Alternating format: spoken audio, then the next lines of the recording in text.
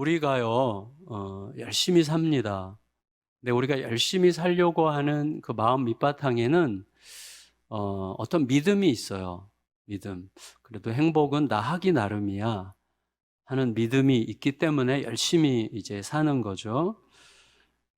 그런데 그 믿음이 흔들릴 때가 있어요. 나 열심히 한다고 되는 건가? 그 믿음이 흔들릴 때.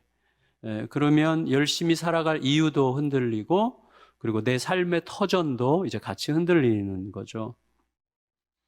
그런데 생각해 보면 나보다 더 신실한 분들 중에도 나보다 더 힘들게 사는 분들도 있고, 나보다 훨씬 못되게 구는 녀석들 중에도 나보다 더 많은 평안을 누리는 친구들도 있단 말이죠. 그런 걸 보면 정말 내가 잘해서 오늘 평안을 얻는 건지, 내가 잘못해서 오늘의 고난을 자처한 건지, 이거 참 알기가 어려워요. 그래서 행복이 나 하기 나름이다 라는 이 말이 다 맞는 말인 건 아닌 것 같아요. 그래서 이 전도서 말씀은 행복이 나 하기 나름이 아닌 것 같은 현실에서도 우리가 맥이 빠진 채 막막해하거나 혹은 이기적인 쾌락주의에 빠지지 않고도 평안을 누리면서 살 수 있는 길이 있는가? 이 질문을 하고 그 질문에 집요하게 답을 하려고 하는 책이죠. 그리고 틈틈이 쭉 진행하면서 이 섬광 같은 지혜를 우리에게 던져줍니다. 그리고 그 지혜는 지난번에 우리가 묵상했던 하루를 사는 법과 이렇게 연결이 되어 있습니다. 따라서 전도서를 통과하는 동안에 우리 모두가 하나님이 주시는 지혜 안에서 우리 각자의 방식으로 그 비밀을 터득할 수 있기를 진심으로 축복합니다.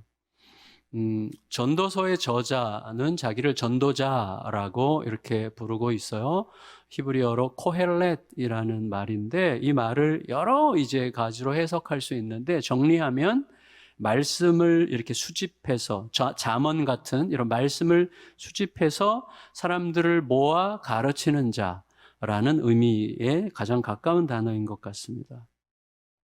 이 코헬렛 전도자는 자기의 이제 남은 인생에 별다른 미련이 없을 만큼 충분히 살았고 또 뭐 더 해보고 싶은 게 아무것도 없을 만큼 해볼 거 다 해본 어떤 그런 상황 속에 있는 것 같아요.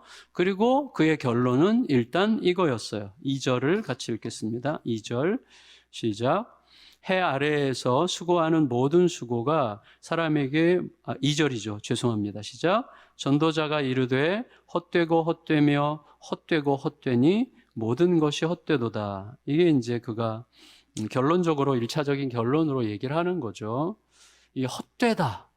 이 말 헤벨이라는 이 말은 문자적으로는 뭐 수증기, 호흡 이렇게 이거 하나죠. 이거죠. 그러니까 헛되고 헛되다. 그 말을 이제 영어 성경은 vanity of vanities 이렇게 번역을 했어요. 그러니까 헛됨 중에 헛됨이다. 진짜 지극히 헛되다 이런 말인데 다시 말하면 있는 것 같은데 없고 없는 것 같은데 있고 이게 뭐가 뭔지 모르겠는 그러니까 인생은 수수께끼로 가득 차 있구나 이런 표현인 것 같아요. 너무 임시적이다. 너무 일시적이고 뭔지 모르겠다. 뭐 이런 의미죠. 허무하구나. 그러니까 삶을 제대로 들여다본 사람이라면 누구든지 공감할 수 있는 말이에요. 참 헛돼. 참 삶이란 게 이렇게 헛되구나. 이렇게. 그 사람의 삶이 좀 대단해 보이기도 하고 어떤 사람은 좀 대단해 보이기도 하고 어떤 사람은 전혀 그렇지 않기도 하지만 세월은 뭐 그런 것과 관계없이 모두를 쓸어가 가지고 죽음 저편으로 떨어뜨리죠. 그래서 뭐지? 도대체 뭐가 남는 거지? 이런 생각을 하게 되는 것이죠. 실제로 그 아담의 둘째 아들인 아벨의 원래 이름이 헤벨이에요. 허무, 헛되다 이런 의미예요. 헤벨을 아벨이라고 우리가 그냥 번역한 건데 그러니까 왜 허무해요? 아벨은 허무 자체죠. 옳은 자죠. 아벨은 옳은 자.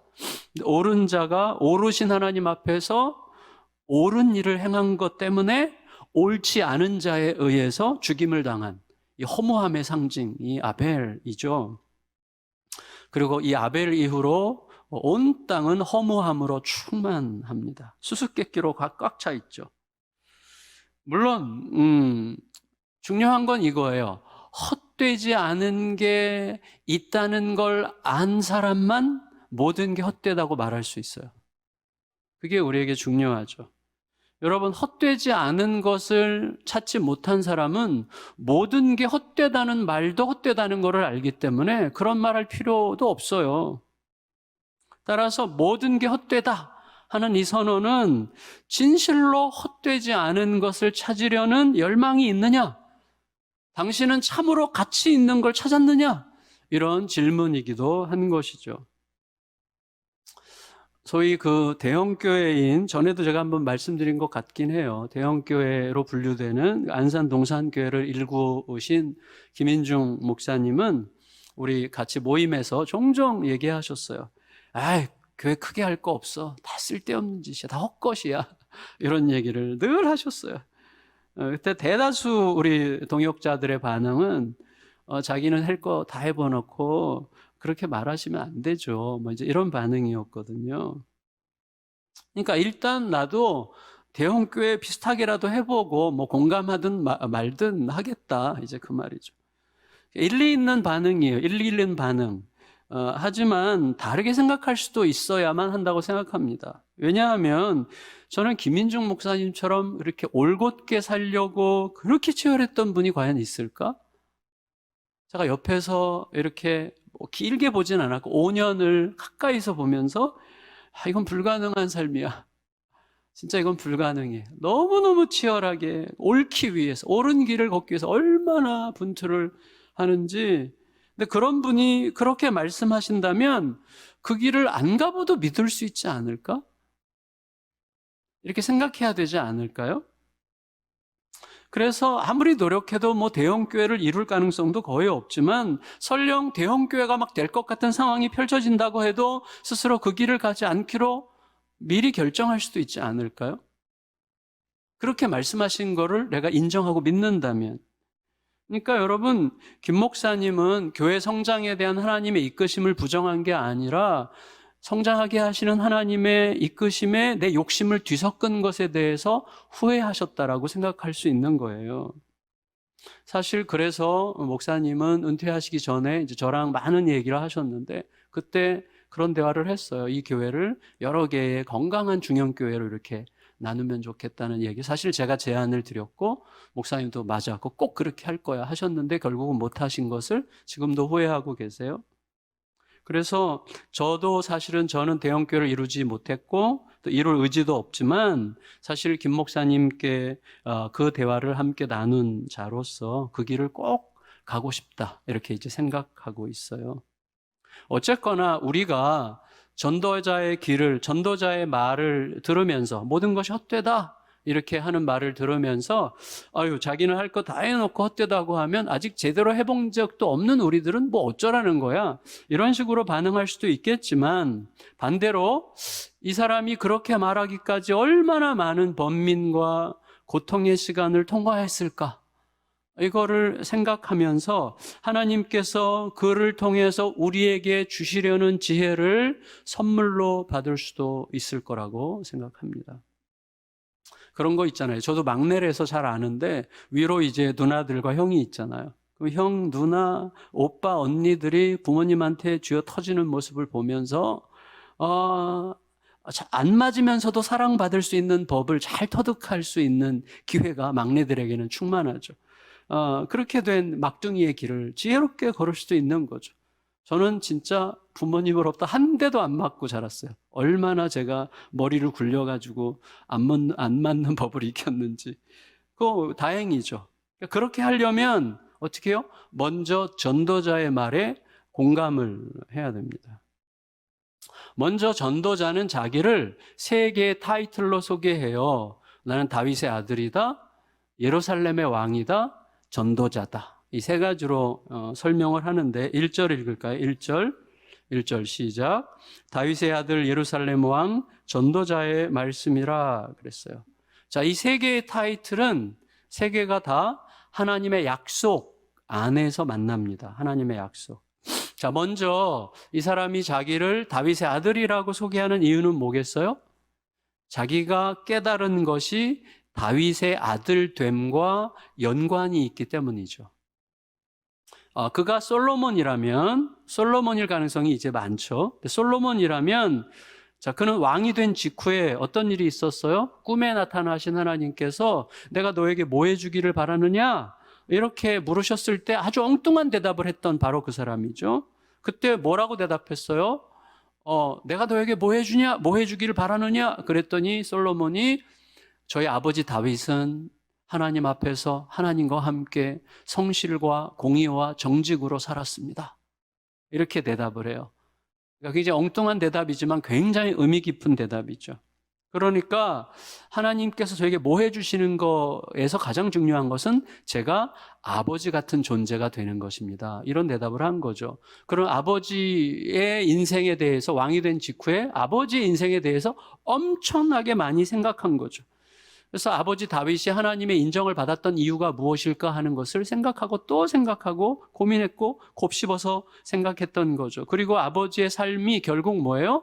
하나님 앞에서 하나님과 함께 성실과 공의와 정직으로 산 삶일 수 있었던 이유가 뭐라고 생각했던 거예요? 하나님의 약속을 확고하게 붙들 때만 살 수 있었던 삶을 사신 분이라고 결론을 내린 거죠.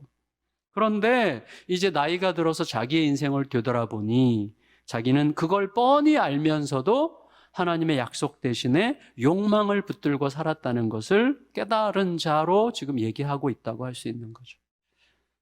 두 번째로 전도자는 자기를 예루살렘 왕이라고 소개합니다. 이건 굉장히 의도적이면서도 독특하죠.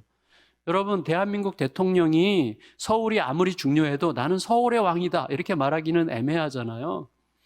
이 사람이 이스라엘의 왕이에요. 그러니까 이스라엘의 왕이었던 북이스라엘과 남유다를 통틀어서 이스라엘의 왕이었던 사람은 다윗과 솔로몬밖에 없죠. 그 이후의 왕은 갈라진 나라의 왕이잖아요. 근데 이 솔로몬이 이스라엘의 왕으로서 자기를 예루살렘의 왕이라고 소개한다면 그것은 예루살렘이 지리적 의미로서의 예루살렘이 아니라 특별한 어떤 영적인 의미로서의 예루살렘을 가리키는 거가 틀림없죠. 다시 말하면 예루살렘이 뭐예요? 하나님의 약속이 집결하는 장소, 하나님의 약속이 궁극적으로 성취되는 장소죠. 결국 전도자는 뭐 하는 사람이에요? 하나님의 약속이 어디에서 어떻게 성취될 것인가 하는 이 비전을 절대로 잃지 않는 사람이 왕이어야 되고 그 사람이 비전이어야 되는 거죠. 그게 이제 전도자여야 되는 것이죠. 그리고 그걸 알았기 때문에 그 비전을 놓친 자기 인생을 되돌아보면서 전도서 말씀을 읽게 될 독자들에게 도대체 우리가 뭘 붙들고 살아야 될 것인가를 호소하고 있는 책이라 이렇게 말할 수 있겠죠. 또다시 그는 자기를 전도자로 소개해요. 전도자, 코헬레. 아까 코헬레 의미 설명했죠. 그 잠언을 하나님의 말씀을 수집해서 백성들을 모아 가르치는 자라면 그러면 그는 왕이에요. 그러니까 그가 이해하고 있는 왕. 그 왕은 뭐 우리가 지금 왕이잖아요. 너희는 하나님의 택함 받은 왕이요. 이렇게 우리 베드로를 통해서 하나님께서 말씀하셨죠. 우리를 왕으로 부르셨는데 그가 이해하는 왕은 어떤 자예요? 백성들을 모아서 가르치는 자예요. 무엇을? 하나님의 약속의 말씀을 가르치는 자가 왕이죠. 궁극적으로 우리 모두는 세상으로 파송받은 전도자들이죠. 하나님의 약속을 인정하지 못하는 세상에서 그 약속이 어떻게 나와 너와 온 인류의 유일한 희망이 될 수 있는지를 온몸으로 증명하도록 부름받은 자들이죠. 테레사 같은 사람은 정말 자기 온몸으로 증명을 잘 해냈죠. 우리들은 그렇게 유명할 필요까지는 없지만 우리 가정에서 그걸 증명하는 분들이 있죠. 여기 계신 몇몇 분들도 저에게 그 아내가 저에게 우리 남편 정말 우리 남편이 복음으로 변화되는 게 지금 너무 놀라워요. 그렇게 제가 그런 간증을 들은 분들도 여기 계세요. 너무 감사한 일이죠. 그런 증인으로 부름받은 거예요. 그러니까 이 땅의 신자들이 그렇게 하지 못하고 있거나 혹은 몸부림을 하고 있어도 잘 티가 나지 않거나 그럴 수도 있겠지만 본래는 우리 모두가 그걸 위해서 부르심을 받은 거죠. 자, 요약하자면 솔로몬과 함께 우리들은 세상의 통치자이신 하나님의 약속을 가진 전도자들이죠. 그리고 세상 모든 땅을 예루살렘 같은 약속과 축복의 땅으로 빚으실 하나님의 사건에 참여하는 왕들로 부름받은 거죠. 그리고 그 약속을 따라서 살아갔던 무수히 많은 우리의 다윗들, 우리의 믿음의 선배들, 다윗들이라고 할 수 있는 그들의 아들, 딸들로 우리는 여기에 있는 것입니다. 우리들이 사실은 전도자의 입장에서 이 글을 읽어야 되는 것이죠. 그리고 이제 전도자는 자기가 헛되고 헛되니 모든 것이 헛되도다 이렇게 선언한 이유를 이제 구체적인 예를 들어서 설명하려고 해요. 3절을 읽겠습니다. 3절 시작. 해 아래에서 수고하는 모든 수고가 사람에게 무엇이 유익한가? 여러분, 해 아래에서 수고하는 모든 수고가 다 바람처럼 이제 결국 날아간다 이 말이죠. 새 것이 없다. 다 날아갈 거다 결국은. 뭐 아무리 대단한 걸 읽었어도 그냥 다 가는 거죠. 이건희 회장님도 가셨죠. 다 가는 거예요 사실은. 다 그게 그거죠. 따라서 우리가 해 아래에서 그렇다면 해 위에 세상을 볼 수 없다면 절망은 필연적이죠. 요즘에 우리는요 최근 수년간에 절대로 볼 수 없었던 저 하늘, 요새 하늘 볼 때마다 신기하지 않아요? 최근 수년간 거의 보지 못했던 맑은 하늘을 보면서 기쁨을 누리는데, 하지만 그 하늘은 옛날에 항상 봤던 그 하늘일 뿐이죠. 동시에 그 하늘 아래에서는 하루 종일 또 1년 내내 일생을 다해서 검게 그을린 피부 사이로 아주 고되고 힘든 노동의 주름이 패이고 그 주름 사이로 땀이 흐르고 그 사이에 손톱은 막 닳아 없어지고 손마디는 마대자루처럼 막 거칠어지고 허리는 구부러져서 작은 노동에도 삭신이 쑤시고 그런 날들이 막 이어지는 중이죠. 저는요, 제가 우리 교회가 너무 좋은 이유가 우리 교회 성도님들 중에 이렇게 손을 탁 잡는 순간 제가 스스로 막 부끄러워지는, 내 손은 왜 이렇게 곱지? 이렇게 느껴지게 하는 분들이 참 있고, 그때 막 뭉클하고 막 감동이고 그분의 인생이 확 전해지는 거죠. 너무 존경스러운. 그렇지만 그 모든 수고도 뭐가 남겠는가? 이제 이렇게 얘기하는 거죠. 하루 반나절 불어댄 태풍에 1년 농사가 망가져요. 한순간의 사고로 내 평생을 쏟아부었던 자식을 잃어요. 과연 뭘 남겼다고 할 수 있을까요? 우리의 삶을 돌아보세요. 그렇게 하지 않으면 막 큰일 날 것처럼 그렇게 조바심을 내고 내가 하는 일보다 더 중요한 일은 없을 것처럼 막 그렇게 막 다른 모든 것들을 희생시키면서 내 문제가 막 제일 큰 문제인 것처럼 막 그렇게 바빴고, 도대체 남는 게 뭘까요? 전도자는 묻고 있어요. 뭐가 그렇게 초조한가? 뭐가 그렇게 불안한가? 뭐가 그렇게 힘이 든 건가? 왜 그렇게 가까운 사람들 눈에서 눈물을 쏙 빼면서까지 그 일을 하고 있는 건가? 왜 그렇게 죽을 둥 살둥 몸을 망가뜨리면서 그 길을 가고 있는 것인가? 왜 그 물건에, 왜 그 음식에, 왜 그 땅에, 왜 그 시간에, 그 사람에게 왜 그렇게 집착하고 있는 것인가? 그래서 뭐가 남을 것 같은가? 그 땅에 또 너가 추구하는 그 일에 도대체 뭐가 새롭다고 할 수 있는 건가? 이렇게 우리에게 묻고 있어요. 그게 이제 길게 4절부터 11절까지예요. 4절부터 11절까지를 다 같이 읽겠습니다. 시작. 한 세대는 가고 한 세대는 오되 땅은 영원히 있도다. 해는 뜨고 해는 지되 그 떴던 곳으로 빨리 돌아가고 바람은 남으로 불다가 북으로 돌아가며 이리 돌며 저리 돌아 바람은 그 불던 곳으로 돌아가고 모든 강물은 다 바다로 흐르되 바다를 채우지 못하며 강물은 어느 곳으로 흐르든지 그리로 연하여 흐르느니라. 모든 만물이 피곤하다는 것을 사람이 말로 다 할 수는 없나니 눈은 보아도 족함이 없고 귀는 들어도 가득 차지 아니하도다. 이미 있던 것이 후에 다시 있겠고 이미 한 일을 후에 다시 할지라. 해 아래에는 새 것이 없나니 무엇을 가리켜 이르기를 보라 이것이 새 것이라 할 것이 있으랴. 우리가 있기 오래전 세대들에도 이미 있었느니라. 이전 세대들이 기억됨이 없으니 장래 세대도 그 후 세대들과 함께 기억됨이 없으리라. 저는요, 가끔 이제 서울에 일이 있어서 갈 때 테헤란로에 이게 이 마천루들, 이 어마어마한 빌딩 사이를 이렇게 지날 때, 또 강남의 막 최고급 아파트 단지를, 특히 도곡동 막 이런 데 막 그 사이를 갈 때 부러움에 지지 않기 위해서 상상을 해요. 이 빌딩, 또 저 집 주인도 곧 바뀌겠지? 이렇게 이제 제가 스스로 생각해도 좀 치사하고 얄궂지만 사실은 맞는 상상이에요. 여러분, 화려한 건물은 여전해요. 그래도 그 안에서는 사고로, 질병으로, 노안으로 끝없이 세대 교체가 일어나고 떠나고 또 떠나고 또 떠나고 하는 일이 계속되고 있죠.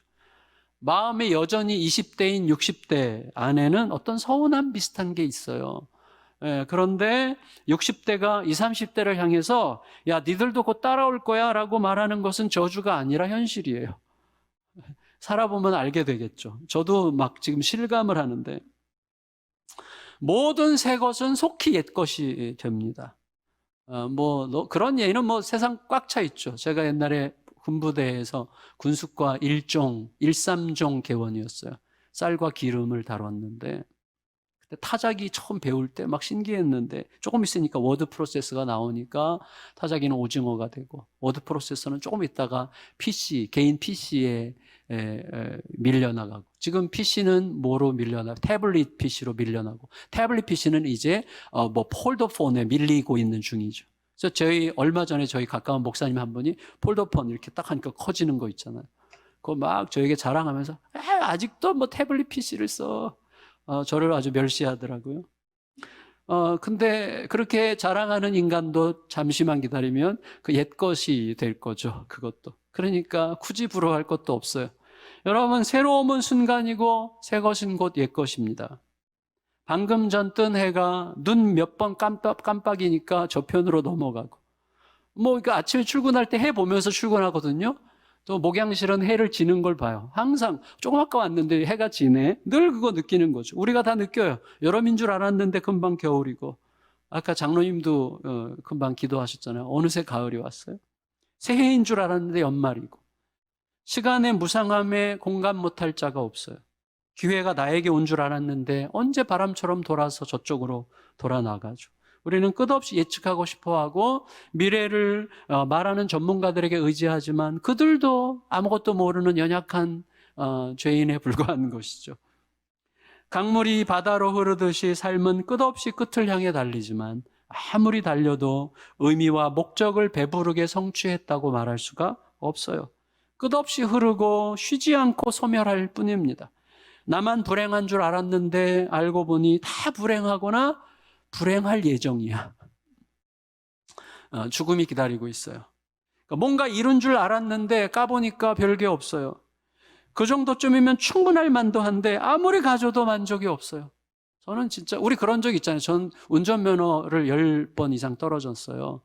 네, 운전면허 시험을. 제가 운동신경이 그렇게 없나 봐요. 사실 운동신경이 없는 게 아니라 지난번에 고백했지만 과욕을 부려서 일종 트럭에 도전을 했는데 다리가 짧아가지고 클러치가 안 닿아가지고 늘 떨어졌는데 이게 의자 조정하는 법을 몰라가지고 바보 같았죠. 근데 어쨌거나 그때는 막 운전 면허증 가진 사람, 막 운전하는 사람들이 다 존경스러웠던 기억이 나요. 네, 하지만 별거 없는 거죠. 그 정도쯤이면 충분할 만도 한데 아무리 가져도 만족이 없고 결국 새 것도 없고 영구적인 만족도 없습니다. 결국에 만물에 깃들어 있는 피곤만 쌓여가고 삶은 예측할 수 없다는 것만 예측할 수 있어요. 전도자는 이제 왕으로서 전도자로서 힘과 완력으로 나라를 다스리는 대신에 지혜와 지식으로 다스리고 싶어 했어요. 그렇지만 아무리 지혜를 짜고 지식을 쌓아도 구부러진 백성들의 마음은 펼 수가 없고, 국고를 아무리 풀어도 가난한 백성을 책임질 수는 없었어요. 12절로 15절 읽겠습니다. 12절에서 15절 시작. 나 전도자는 예루살렘에서 이스라엘 왕이 되어 마음을 다하며 지혜를 써서 하늘 아래에서 행하는 모든 일을 연구하며 살핀즉 이는 괴로운 것이니 하나님이 인생들에게 주사 수고하게 하신 것이라. 내가 해 아래에서 행하는 모든 일을 보았노라. 보라, 모두 다 헛되어 바람을 잡으려는 것이로다. 구부러진 것도 곧게 할 수 없고 모자란 것도 셀 수 없도다. 내가 여기까지죠. 여러분, 이 전도자가 누구보다 큰 자라고 해도, 또 누구도 비견할 수 없는 지혜를 가진 자라고 해도 아무 소용이 없었어요. 오히려 큰 자일수록, 오히려 많은 지혜와 지식을 가졌을수록 더 배가 고팠고, 더 번민이 많았고, 많이 알수록 내가 모르는 것 투성이라는 사실만 더 분명해지는, 그래서 절망이 되는, 알고자 하는 것에는 끝이 없다는 것만 분명해져요. 저도 책 욕심이 있어가지고 이거 읽었으면 좋겠다 그럼 막 사는데, 그러고 나면 이 정도면 충분해라고 생각하지만 또 계속 생긴단 말이죠. 그래서 끝이 없구나라는 것을 분명히 알게 돼요. 그래서 이제 어느 순간 제가 옛날에 한번 다 털은 적이 있는데 다시 한번 다 털고 이걸 다 나눠주고 또 필요한 것만 갖고 시작을 또 하는 날이 오게 되겠죠. 16절에서 18절 읽고 말씀을 정리할게요. 16절에서 18절 시작.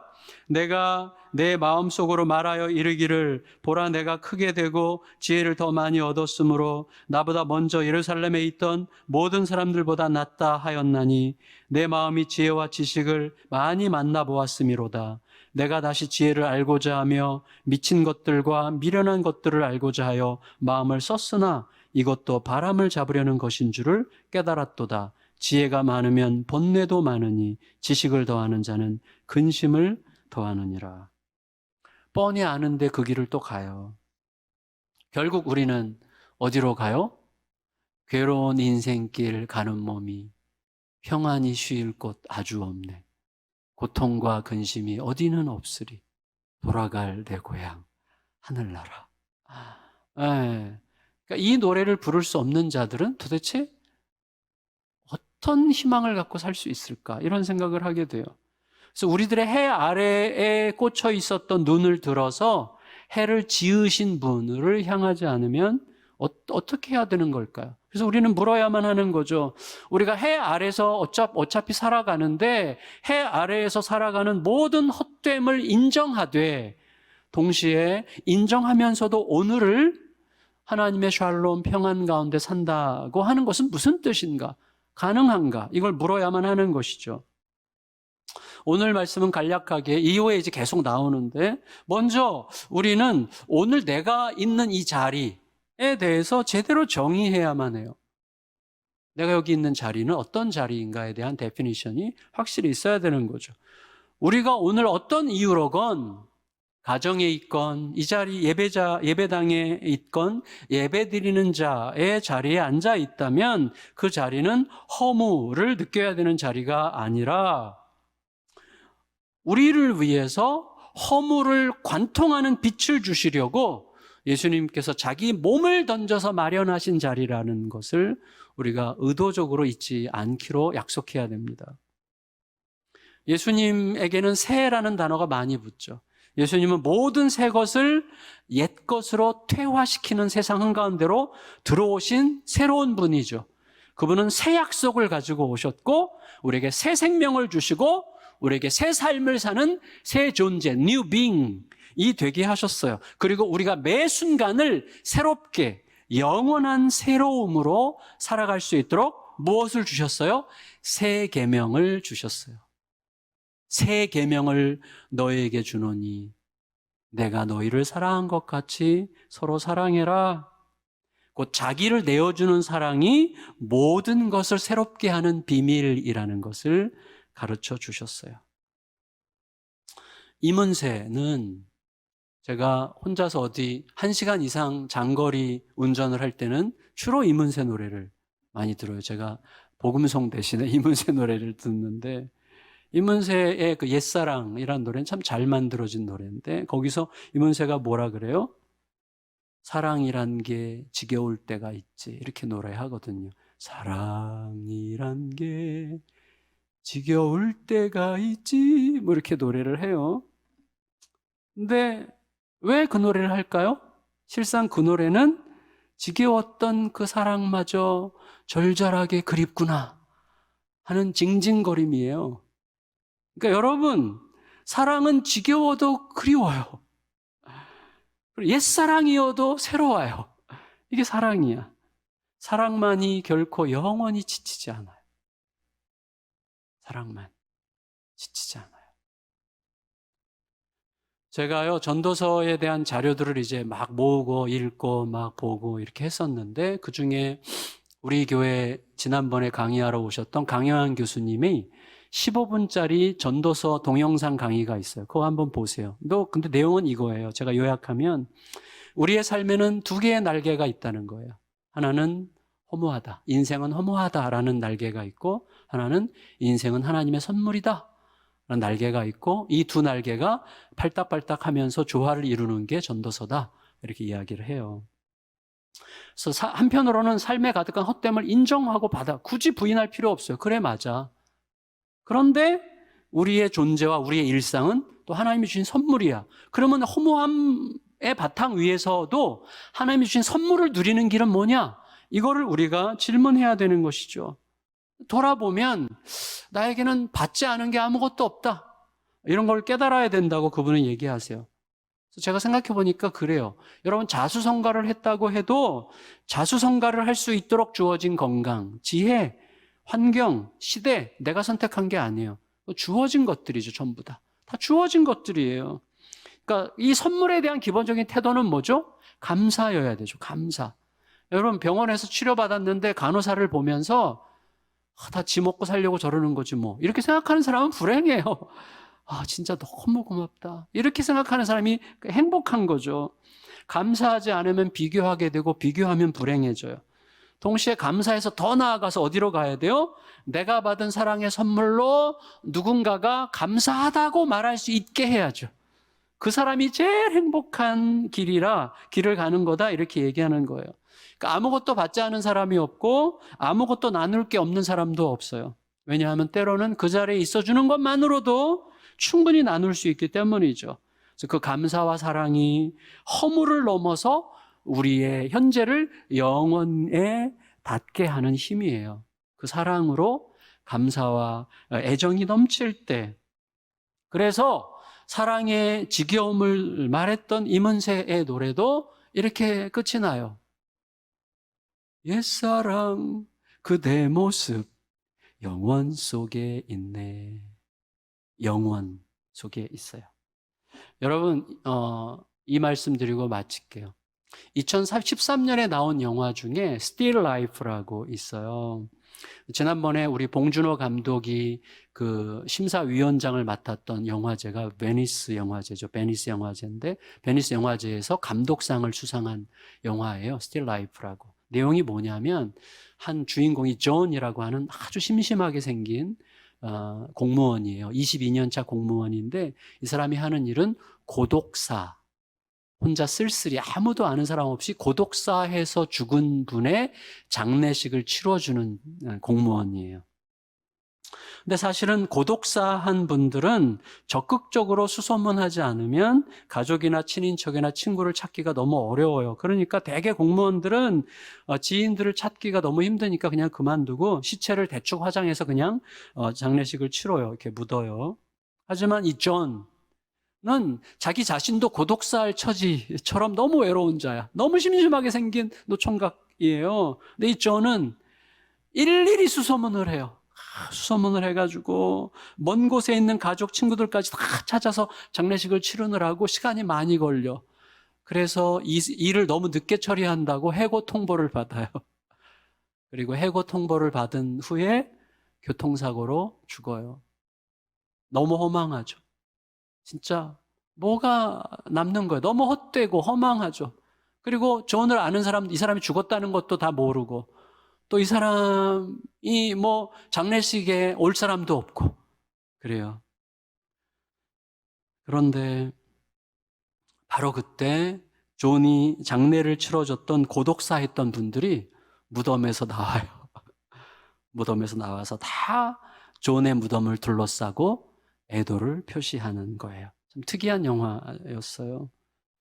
감독이 뭘 말하고 싶었어요? 나와 너의 경계선을 넘어서, 과거와 현재의 경계선을 넘어서, 삶과 죽음의 경계선을 넘어서 혼자 쓸쓸히 죽어갔던 모든 사람들을 한자리에 끌어모으는 힘이 있었다는 거예요.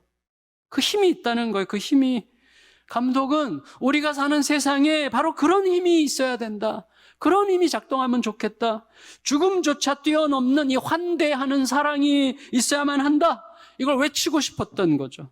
진실로 허무함을 뛰어넘고 죽음도 뛰어넘어서 영원까지 가 닿는 행복은 나를 내어주는 사랑뿐이죠. 이게 힘들어요. 저도 힘들어요, 이게. 그러려면, 조금이라도 흉내 내려면 나에게 자기를 내어주신 예수 그리스도가 내 안에서 점점 더 뜨겁게 불타올라야 돼요, 그의 사랑이. 먼저 그 사랑으로 우리를 찾아오신 주님을 생각해서 그 사랑으로 함께 잘 사는 법 배우는 게 주님이 주신 행복으로 가는 길이죠. 그 사랑으로 행복한 길을 함께 잘 가는 우리 모두가 되시기를 예수님의 이름으로 축원합니다.